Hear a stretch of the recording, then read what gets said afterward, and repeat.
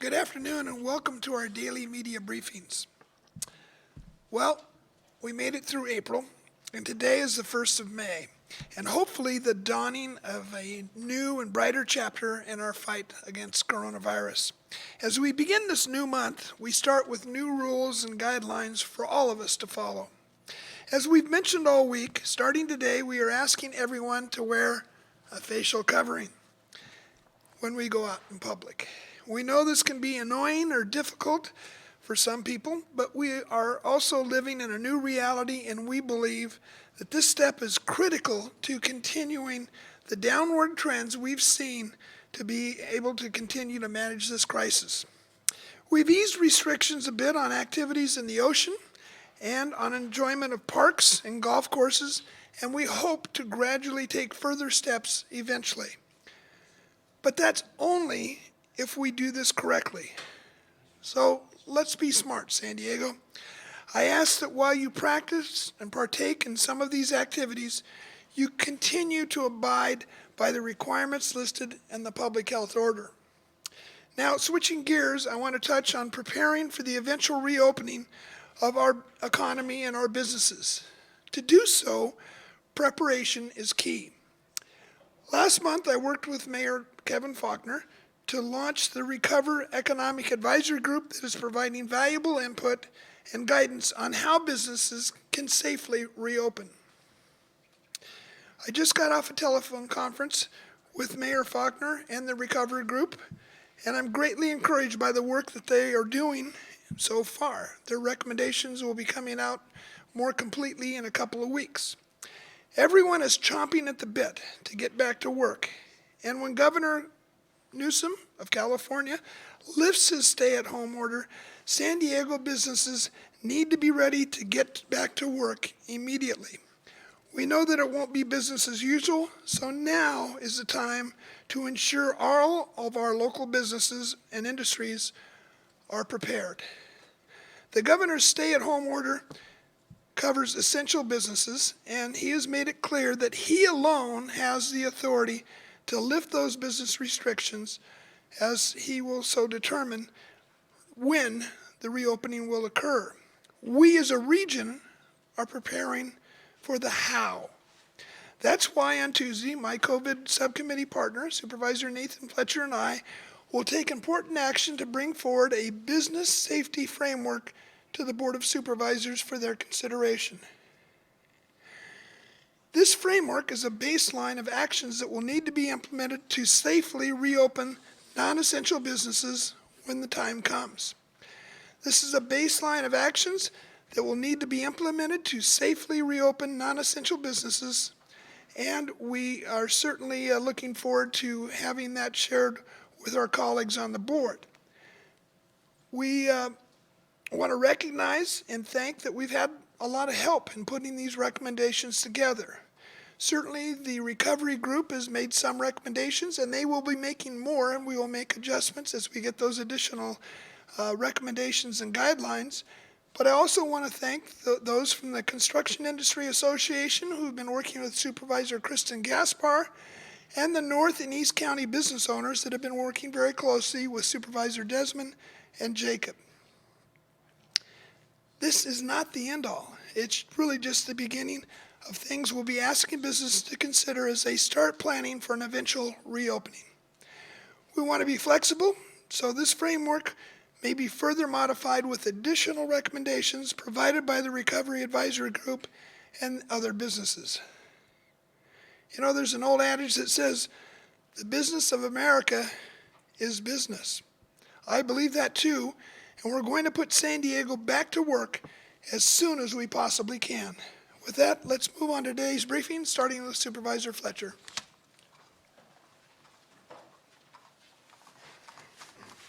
Thank you, and good afternoon. If April was a month of action, then May is a month of adaptation. In April, we came together as a community and we took action to flatten the curve. We took action to prepare, to buy ourselves time. We took action together as a community to ensure that we were doing everything that we could to fight the coronavirus. That continues in May, but May in large part is a month of adaptation. It is adapting the way we go about our daily life. As we begin some modest loosening. We've done beaches, recreational boating, parks. We're preparing for the expansions of business. As we do that, we must recognize that the danger and the risk for coronavirus is the same as it was in April. We're just adapting how we go about daily life. We're adapting to wearing face coverings. We're adapting to being very conscious of physical distancing of non-household members. We're continuing to adapt to hand washing and all of the things that we do as a part of our daily life that will stick with us until such time as we get to a vaccine or a widespread therapeutic treatment. And so sometimes you'll see things that may not intuitively make a lot of sense. Why are we turning the dial in a more strict way when we require face coverings while we're simultaneously allowing recreational boating? Because the two actually go together. We're beginning to adapt how we do our daily routines in an environment where the coronavirus remains a danger and a constant threat. And so we look forward to continued action around slowing the spread and flattening the curve, but in a mindset of adaptation as we move forward into new phases. With that in mind, we're heading into our first weekend where our beaches are open in a limited fashion. Recreational boating is available, some outdoor recreation, some parks. And we need to be mindful with each other that we do this responsibly, that we exercise restraint. We don't want what happened to our neighbors in the north to happen to us here in San Diego County. And so we need to each ensure our individual actions are good, and we need to encourage one another to make sure that we are maintaining physical distancing. We are not overcrowding any of these entities. It's only household units that are staying together.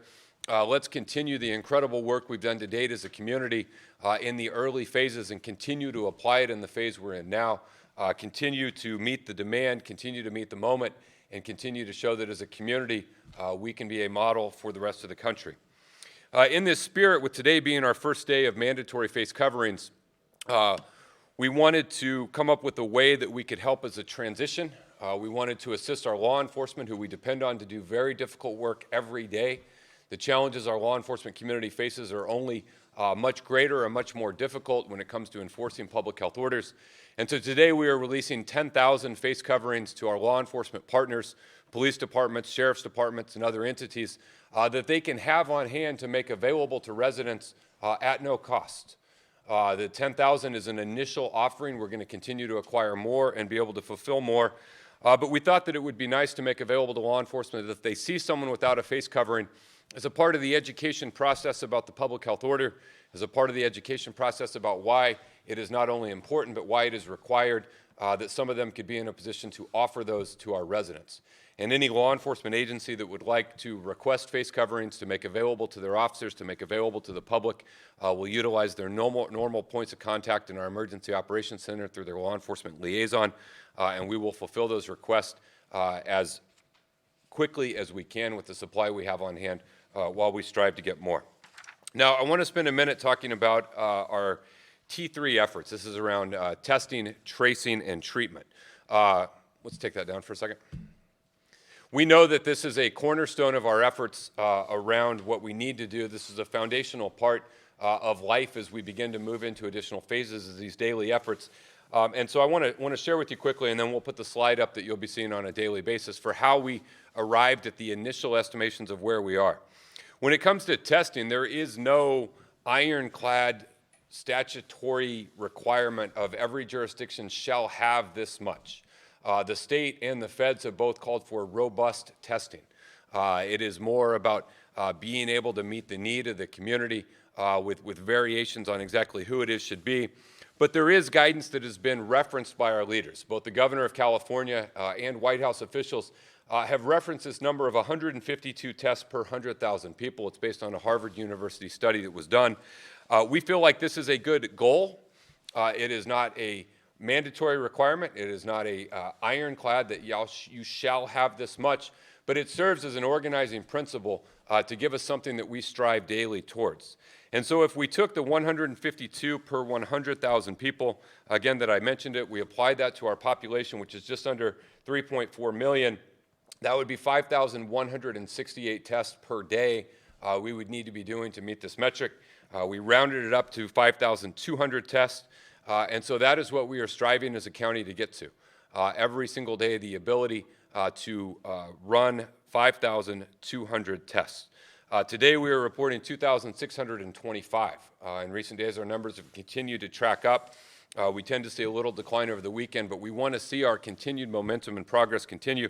And so we're doing a number of things, both through the testing task force and through other efforts. We're increasing testing via our public health lab. We're doing this in targeted efforts with strike teams going out to skilled nursing facilities, congregate care centers, assisted living centers. We have mobile testing. We're launching some of that in Southeast San Diego. We're working with community partners, but we are proactively engaged in going out and finding some of the most vulnerable and high risk, whether they be congregate care settings or others, to ensure that we are utilizing our internal capacity in our public health labs. We're also working in partnership with the state of California. The governor recently announced some partnerships that they are making available. And we believe that next week, they have said that on May 5th, they believe they can start doing about 782 tests a day. These will be a drive-up-ish kind of location, and they're going to open their portal, we believe, tomorrow, where individuals could register to be scheduled for one of these. And as soon as that portal is open, we will share it. We think that is something that can help increase our capacity. And then we continue to work with our health partners, our clinics, our labs, breaking through any obstacles that are preventing them from reaching higher daily capacity, ensuring proper coordination and getting the supplies, the staffing, the protocols, whatever it is they need so that they can maximize their capability as well. And we think all of these efforts in a very focused and aggressive manner on a daily basis can get us to that 5,200 number, which again represents the floor of where we want to go. It doesn't represent the ceiling, it represents the floor of where we want to get to, and then we want to continue to build capacity beyond that number. Now, to be clear, this number we're talking about are only PCR diagnostic tests. That is what we are looking to do, and that is what is the foundational part of our T3 effort. I know there's a lot of interest around antibody and serology tests. We know that there are some folks that are moving forward. We have a subcommittee of our testing task force that is working on these. But they serve a different purpose for a different thing, and they are not being counted in what we want to get to. We want to get to 5,200 PCR diagnostic tests daily as an organizing goal and principle behind the efforts that we're doing, and we're striving to that end. The second part of the T is the tracing. This is an essential part of the containment of the spread of coronavirus. To have robust testing to be able to rapidly identify positive cases, and then have the ability to have individuals go in and find their close contacts, their associates, individuals who might have been exposed by their infection. And then we can help arrange testing for those individuals. We can help arrange quarantine, or if they do test positive, the appropriate amount of isolation. And so an initial goal that we have is that we would like to have 450 staff in our contact tracing operation and program. Now, if you take the 5,200 that we would like to do daily, and you assume a positive rate of 7.5%, which is an aggressive assumption, our positive rates have been much lower than that lately, but we want to err on the side of more, then that would be 390 positive cases a day. You round that up a little bit because it's easier to do the math. At 400 a day, if we say each of those had on average 3 close contacts, that would be 1,200 total contacts that would need to be made on a daily basis. Doing the analysis of staffing and hours and probability of making contact, we've arrived at 450 staff are needed to support the projected case investigations and tracing activities due to this increase in staffing. As technology becomes greatly available, it might increase our efficiency and our ability. There may be things that are a little bit more automated, might be a little bit easier to monitor. But that is our initial goal of moving forward, is to have 450. As our testing goes beyond the 5,200 number, then our tracing capacity will need to go beyond it as well. As we roll out this program in a more robust way, we may realize that that number may be off and need to be adjusted, but we need to have an organizing principle or goal to guide our efforts. Today we are sitting at 128 contact tracers, and we are moving rapidly and aggressively with some partners to get to that goal of 450. And then the third T, the treatment, really is ensuring that we have isolation opportunities available for folks who are either persons under investigation, who are awaiting testing, or individuals who more often have tested positive and do not have the ability to isolate at their home. We want to make sure that they're in an environment where they will not spread it. We've been doing this from the outset of this with our public health motel rooms, and these efforts will certainly continue. Now we can bring up that chart. So this is going to be a version of what we're going to report out daily on T3. So you see right there the daily tests performed. Today we're reporting 2,625. Underneath it you see the goal of 5,200. To date in San Diego County we've performed 55,199 tests, and we will update this daily. On the tracing, you can see right there we have 128 contact tracers in our program now. We have a goal of 450. As we add more folks, we will update this number to try and achieve that initial goal. And then you can see investigations performed is 4,331.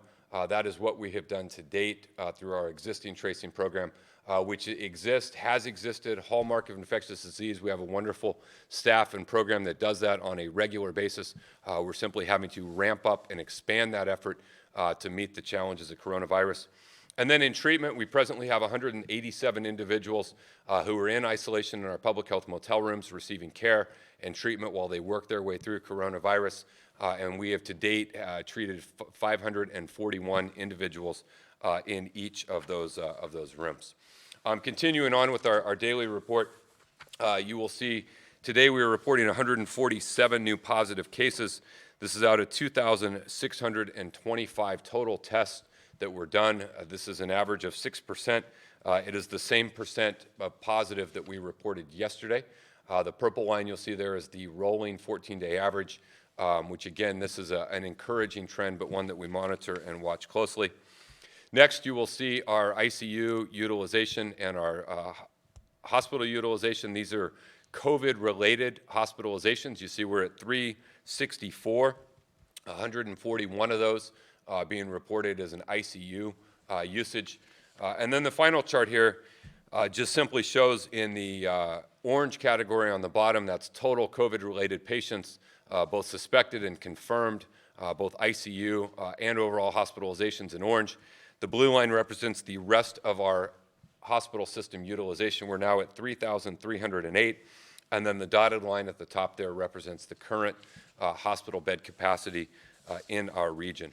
That concludes my report. Before we get to Dr. Wooten's public health update, Nick Mascione, our Director of Health and Human Services, has been leading the effort around our T3 at the staff level in terms of organizing and guiding and driving, and he's going to give us some additional information on the T3 effort and everything that they are doing on a daily basis to ensure that we not only meet our goal, but that we have the proper systems and protocols set in place to execute this on a regular basis. I want to welcome Nick Mascione.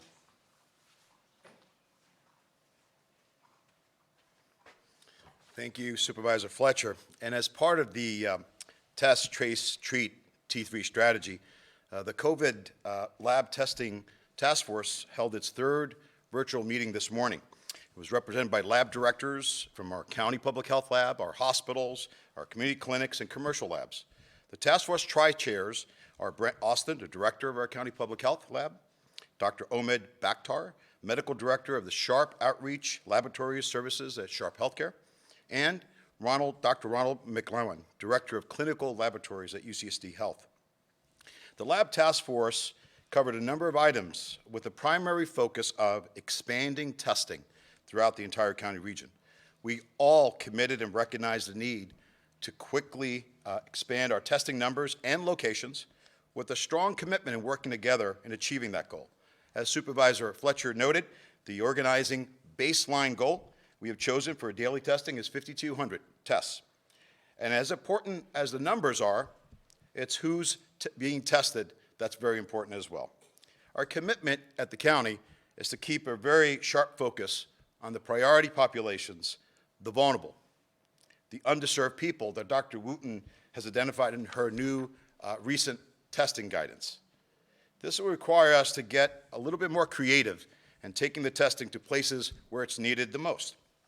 So let me share a few examples that the task force has been working on, and start with going mobile. The county's Live Well mobile will be in southeastern San Diego tomorrow, and will soon be a familiar presence around the county. Tomorrow's location is located at 292 Euclid Avenue at Euclid Medical Center, and will be available from 10 to 2 p.m. Now, advance appointments through calling 211 are required, and I'm hearing that the appointments are filling up fast, so please call. And it'll be filled on a first-come, first-served basis. Individuals calling for an appointment should be prepared to provide their doctor's office information and those without a doctor will be connected to one. No one will be turned away. The reconfigured county library mobile, something more than just books, is now also going to be joining the fleet and having this rolling mission throughout our county and doing mobile testing. Our pop-up testing locations in areas that we have identified as a priority will also become a regular presence, letting the data define where we need to put these locations and working on those as we speak. Our public health nurses are a critical part of this effort, and their numbers are about to grow exponentially with the hiring of 200 additional nurses to support our testing initiatives. One immediate example is forming up nursing strike teams to tackle testing at all staff and residents, and as mentioned by Supervisor Fletcher, areas of great need like nursing homes, conjugate care settings, drug treatment centers, memory care centers, businesses that have some case clusters that are determined by our epidemiology department, and frankly, anywhere else where we have a collection of vulnerable individuals. Our hospital partners are also stepping up their efforts, both independently and in partnership with our county.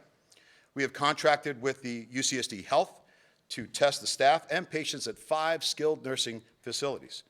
And we're working with our other hospital systems within the county to pursue additional testing for vulnerable populations. Now, as the testing expands, so will the need to track down the close contacts of those who are proven to be positive. And that's where tracing comes in, and with, again, some creativity. From the 128 positions of county staff today, as it was noted, we're going to expand to 450, a figure that was developed by our epidemiology staff based on the number of contacts we need to make. These individuals will come from the county ranks of the new hires, as well as hired from the community. Each day, we will provide update to you on the progress and the number of cases that we are pursuing. Now, for the third T, treatment, our focus is on self-isolation and support. Now, most people who get COVID positive never require hospitalization, but they will require a place to self-isolate. And for those without a place, such as our homeless individuals, our county has stood up in providing our public health rooms with supportive services. Treatment like this keeps people out of the hospital while they recover from their illness. That in turn allows our hospitals to use their vital resources to meet the needs of our sickest family members and patients in their institutions. So each day's chart, has been noted here, will contain an update for both the number of individuals in isolation and the cumulative total. I want to conclude by reinforcing the key point that all of our actions is grounded in working together with our state, our county, our hospital partners, community clinics, medical groups, and commercial labs. And all our work is prioritized based on data and need, not just meeting numbers. As we learn from the data and needs, adjustments are going to be inevitable, and we will keep you fully informed along the way. Our overarching goal remains the same: save lives, be ready for the day when our economy can begin to reopen, and ensure that we can meet every test along the way in getting to a new and productive Live Well San Diego normal. Now I'd like to turn it over to Dr. Wilma Wooten, who will give you the public health report.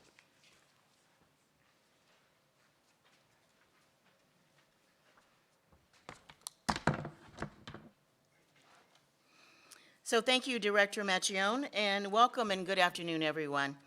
To review again, the county is utilizing the federal guidelines Opening Up America Again and the governor's California's roadmap to modify the stay-at-home order. Regarding the federal guidelines, I want to continue to emphasize the 5 metrics that compose the federal gating criteria. These criteria must be met before states and regions can proceed with a phased approach to open up, and once the governor has given the okay to progress to the next stage. We as in San Diego County and even throughout the state, we are currently in stage 1. So we will need direction from the governor to progress to stage 2. Now going back to the federal gated criteria, The first is a downward trajectory of influenza-like illnesses that are seen in our emergency department, and the second is a downward trajectory of COVID-like syndromic cases that are seen in the emergency department. And in the next slide, this provides evidence that we have met both of these metrics. And you will see in yellow, this is influenza-like illnesses, which from March 16th until recently, we have gone from 10% down to 3%. So this is indeed good news. And then the green line is COVID-19 syndromic cases, and we have also seen a downward trajectory, which is even lower than influenza-like illnesses. So we can safely check both of these metrics, 1 and 2. The third metric is a downward trajectory for positive tests as a percent of total tests within a 14-day period, and we feel this is met also. Supervisor Fletcher talked about the positive tests compared to overall number of tests. So again, this metric has been met. Since April 6th, we have seen a downward trajectory of these positive tests as a percent of total tests. The fourth metric is to treat all patients without implementing a crisis care model. And the slides are related to hospitalizations, and then hospitalizations, including ICU cases, were also presented. That is metric number 4. We feel that is met. Number 5 is testing, and our agency director, Nick Machione, has talked to us about, shared with you information about the T3, which is test, treat, trace, and treat. If we look at the next slide, just want to, again, this is the overall number of hospitalizations in our local hospitals on a daily basis up through April 30th. And the orange section is also COVID-19 cases. You'll see a blip of the current hospital or bed capacity. That blip is because 2 additional hospitals have added reporting to us, so that increases our local capacity. And this next slide, again, shows of the hospitalizations for COVID-19 related hospitalizations.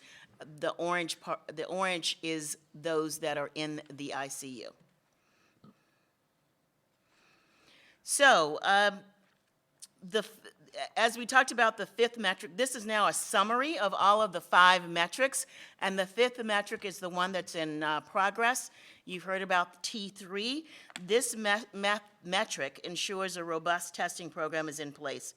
And in order for San Diego County to move forward with loosening up our current orders and recommendations, we must also align with the governor's 6 indicators, and the 5th metric is in alignment with the first indicator of the 6 California indicators. So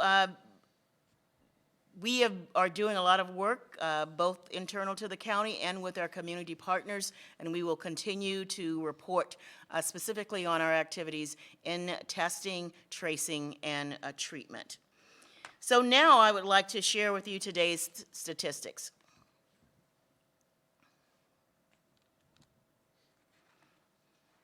Globally, there are 3.3 positive cases that are reported, including 235 deaths. Nationwide, we have 1,082,411 positive cases, including 63,127 deaths.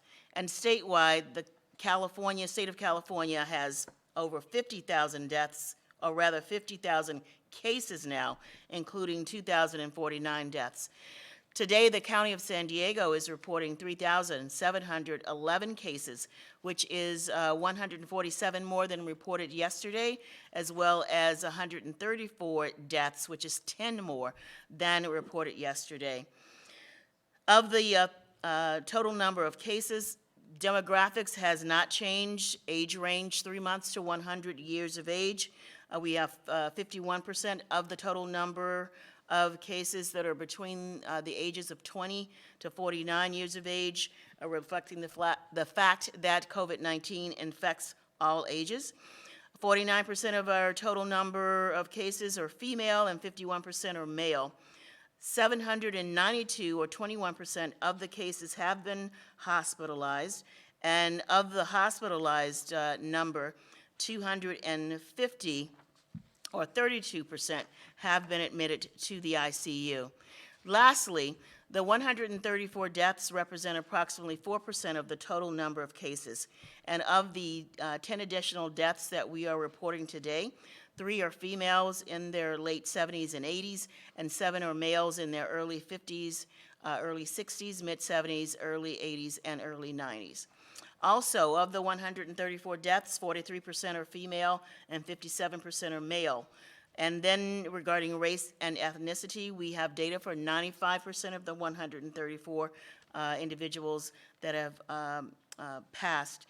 And this includes 65 or 51% are white, 46 or 36% are Hispanic or Latino, 9 or 7% are Asian, 4 or 3% are African American. 1 is American Indian, 1 is Pacific Islander, and 1 is of multiple races. And today, 7 of the 134 had unknown race and ethnicity identified. Once again, our sincerest sympathies and condolences go out to the family and friends of the individuals that we reported today as succumbing to COVID-19. As a reminder, all of our demographics are on our county website as posted in the signage right before me. Regarding outbreaks in congregate and community settings today, we are reporting a cumulative total of 54 confirmed active outbreaks. And if you could go just to the county seal, please. Thank you. 36 are in congregate facilities. This includes 5 new outbreaks since yesterday, which includes 882 cases and 64 deaths, and 18 active outbreaks in community setting locations. This includes 2 new outbreaks since yesterday, representing 149 cases and 5 deaths. And I want to again express how much my colleagues and I applaud the public for staying the course and adhering to the stay-at-home order. Our collective efforts are still needed, however, in order to continue to decrease the spread of COVID-19. So as a closing reminder, beginning today, a face covering is required for all individuals 2 years of age and older when in the public. If you leave your place, cover your face. Now, please welcome Supervisor Cox back to the podium.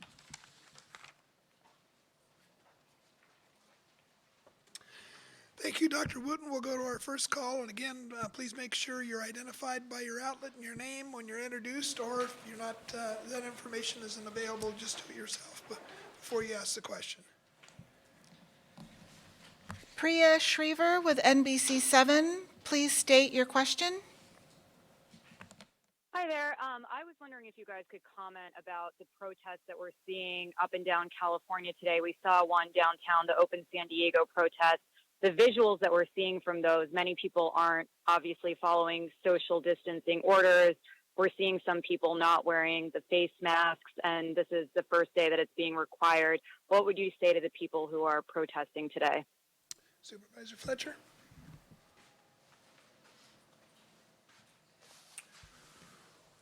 We know this is a difficult time.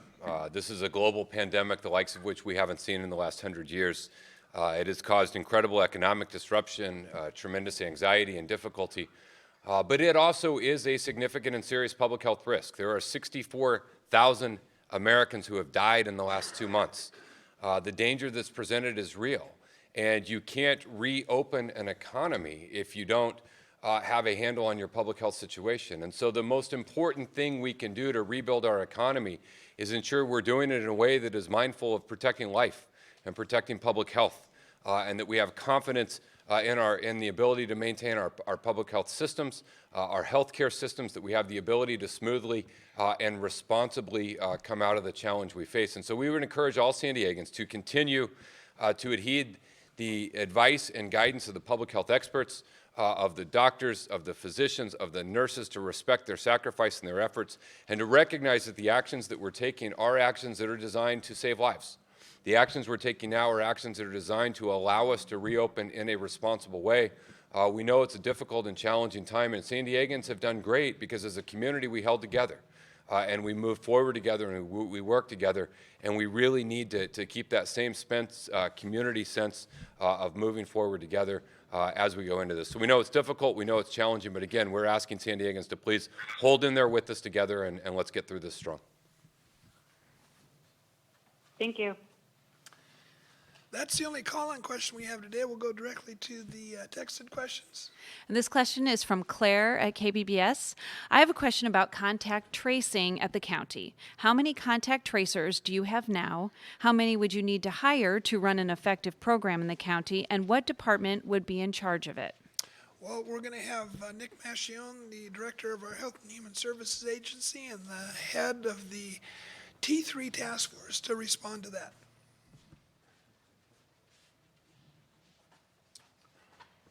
We have 128 tracers. They belong in our Department of Epidemiology, working up to Dr. Eric McDonald.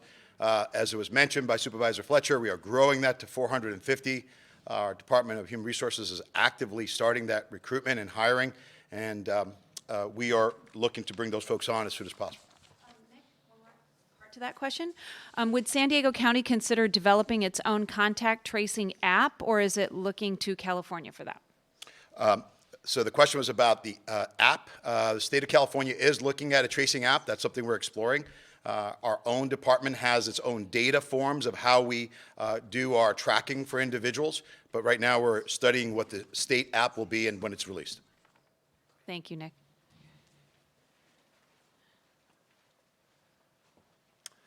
The next question deals with facial covering for homeless. I'll ask Supervisor Fletcher if he'd like to respond to that. Yes, this question is from Gary. Are facial coverings included in the hygiene kits distributed to the homeless people, or will they be because of the new order? They are, or they will be? Yes, they are. They are included, and they will continue to be included. Right, great, thank you. And the next one is flat.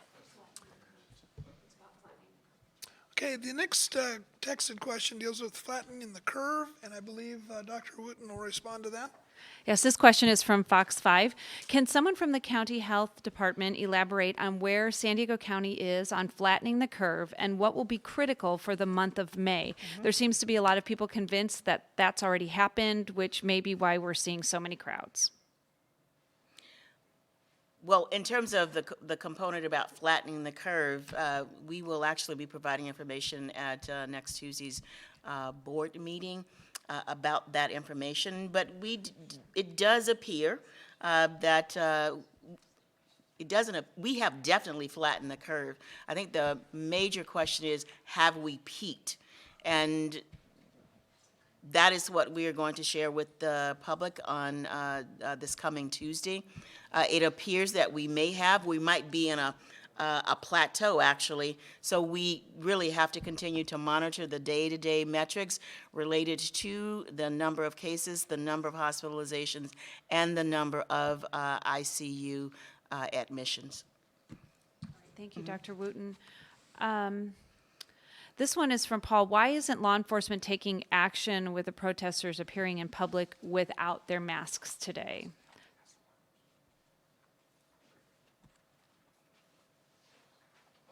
Yeah, please.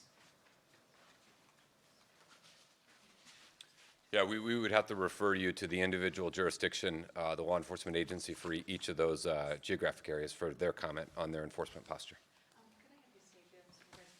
This is from Icu Source. I have a question about the county press conference. How many isolation rooms are there in total that the county is using to isolate patients with COVID-19 symptoms? I'm specifically asking for the total number of rooms the county has available.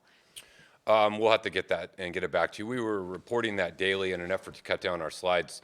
I don't have it with me, but we do have that number and we track it daily, and we can send it to you.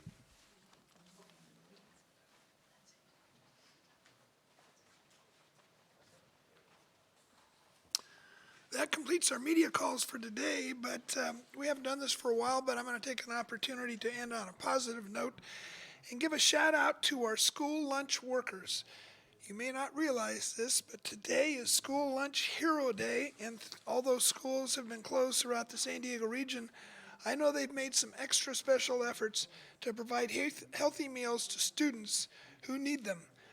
You know, I started my career in education in our local schools, and I know how important a nutritious meal is for a child. So thank you to all of the school districts and their employees who have set up pickup points and sites for meals and have continued to be a lifeline to families around the region. As we head into this weekend, again, I want to urge all San Diegans not to squander our hard-won gains. We have eased some restrictions, but again, let's be smart about this.